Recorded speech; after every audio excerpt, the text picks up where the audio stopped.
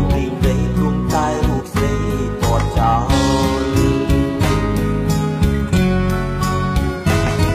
ក៏ដឹងថាពិតជាពលករដែលឈានដាក់ចិត្តទៅស្នេហ៍ស្រីយ៉ាងយឺនថ្ងៃមុខត្រូវរីងរៃព្រមតែពីស្រីគ្មានចិត្តយ៉ាងក្តីមកឡើយ